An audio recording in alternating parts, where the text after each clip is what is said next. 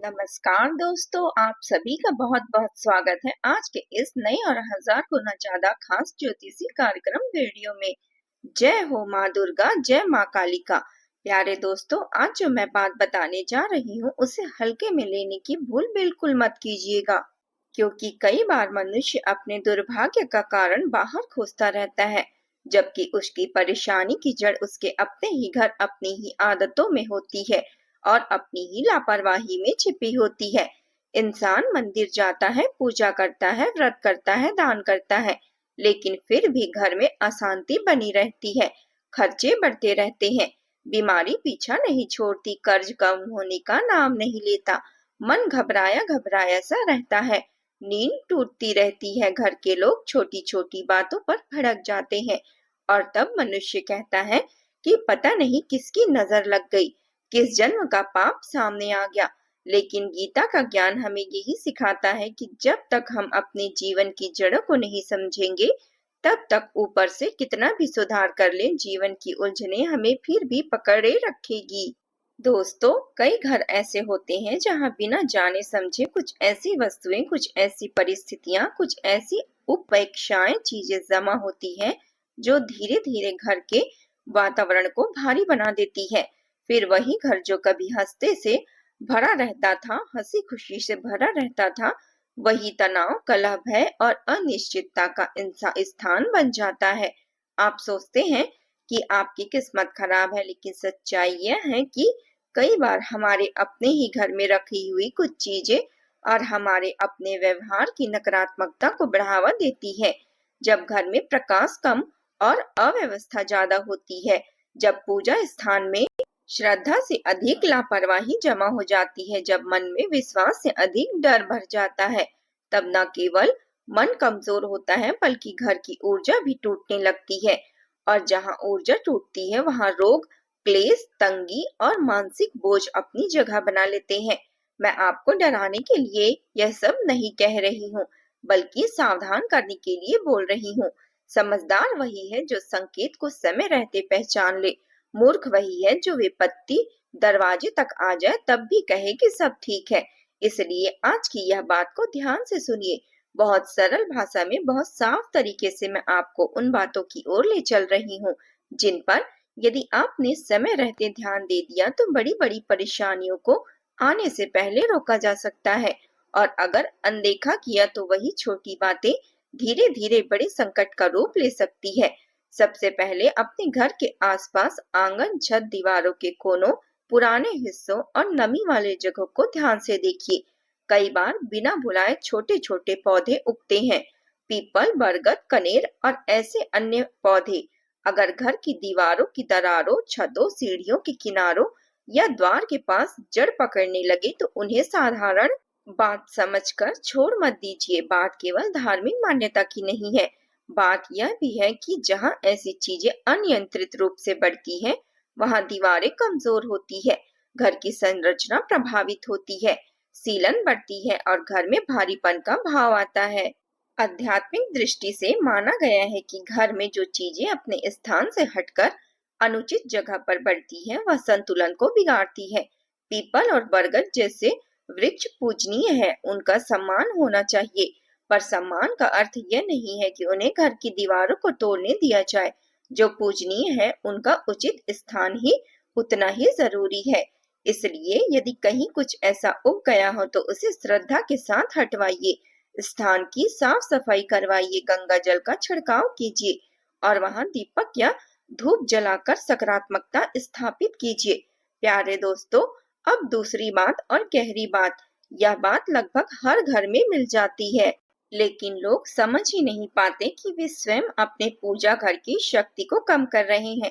घर के मंदिर में या मंदिर के आसपास ऐसी बहुत सी वस्तुएं जमा हो जाती हैं जिनका उपयोग ना होता है, ना उनका सम्मान पूर्वक रख रखाव होता है।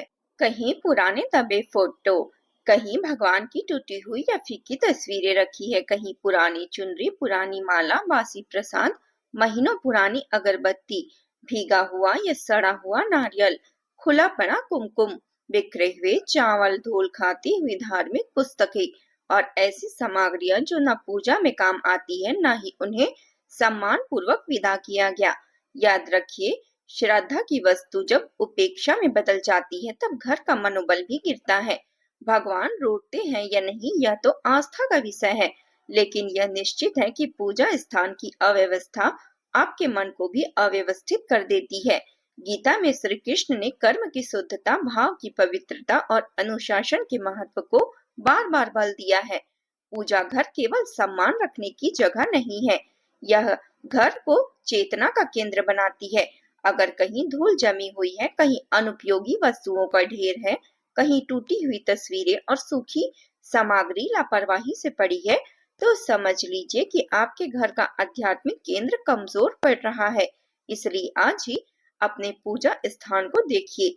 जो चीजें उपयोग में नहीं है उसे या तो आप सम्मान पूर्वक व्यवस्थित कर दीजिए, साफ कर दीजिए, गंगा जल छिड़क दीजिए और फिर उपयोग में लाइए, या फिर विधि पूर्वक विसर्जित कर दीजिए। तो जो तस्वीरें बहुत अधिक हो गई हैं, जिनकी पूजा नहीं होती, उन्हें आप किसी कोने में दबाकर तय करके रख दीजिए।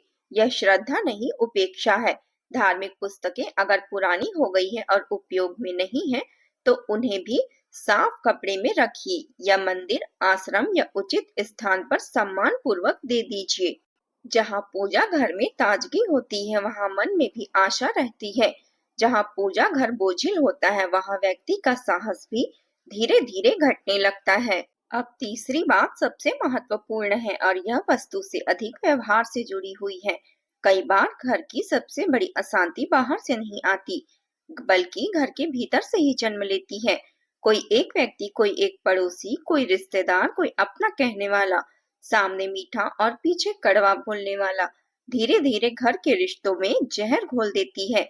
या आपकी हर बात जानना चाहता है, कहाँ जा रहे हो, क्या कर रहे हो, किससे मिले, क्या योजना है, पैसा कहाँ लगा रहे हो, घर में क्या चल रहा है, किससे मनमुटाव है। सामने वह सहानुभूति दिखाएगा, लेकिन पीछे वही आपकी बातों को हथियार बनाकर आपके अपने लोगों में शंका पैदा करेगा। याद रखिए, हर मुस्कुराहट शुभचिंतक की नहीं होती, हर सलाह सच्ची नहीं होती, हर नजदीकी अपनापन नहीं होती। कुछ लोग आपके घर का दरवाजा इसलिए नहीं खटखटाते कि आपको संभाल सके, बल्कि इसलिए कि आपकी कमजोरियां जानकर उन्हें इस्तेमाल कर सके। दोस्तों, जब घर में झगड़े पड़ते हैं, पति पत्नी में दूरी आती है, बच्चे बात नहीं मानते, बुजुर्ग उपेक्षा महसूस करते हैं, आर्थिक निर्णय गलत होने लगता है, तब बहुत ज्यादा बाहरी नकारात्मकता से पहले आंतरिक संवाद की कमी जिम्मेदार होती है। जो शत्रु बाहर है वह तभी प्रवेश करती हैं जब भीतर का दरवाजा खुला हो। इसलिए पहली सावधानी यही है कि घर की बात घर में ही सुलझाएं। यदि कोई तीसरा व्यक्ति आपके परिवार के किसी सदस्य को आपके खिलाफ भड़काने की कोशिश करे, तो आप तुरंत प्रतिक्रिया ना दें। शांत होकर अकेले में प्रेम से सच्चाई के साथ बात कीजिए। क्रोध से बोले शब्द हमेशा बड़ा अनर्थ कर देते हैं। एक बार परिवार टूट गया तो फिर शत्रु की को मेहनत नहीं करनी पड़ती, वह केवल तमाशा देखते हैं। इसलिए जहां मन मुटाव हो वहां देर मत कीजिए, उसी दिन बात कीजिए, बैठकर समाधान निकालिए, क्योंकि देर से सुलझाया गया विवाद अक्सर दुश्मनों के लिए अवसर बन जाता है। अगले 24 घंटे में एक कठोर शब्द भी बनी हुई बात को बिगाड़ सकती है। फालतू के खर्च और दिखावे से भी आपको बचना उतना ही जरूरी है जितना कमाना। अब उपाय की बात करते हैं जो बहुत सरल है और घर में ही हो जाएंगे।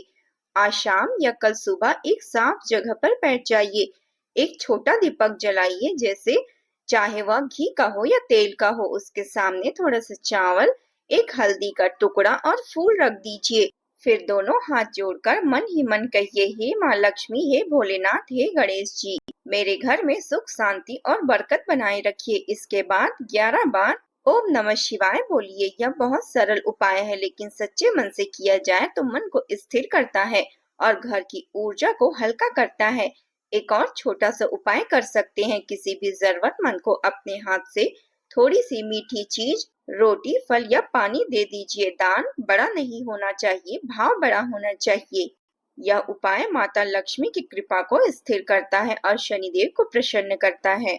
कई बार सबसे बड़ा मंत्र यही सच्ची प्रार्थना होती है। अगर आपको भीतर से लग रहा है कि अब कुछ अच्छा होने वाला है, तो उस भाव को दबाइए मत, विश्वास रखिए, शांत रहिए और अगले 24 घंटे तक सजग रहिए।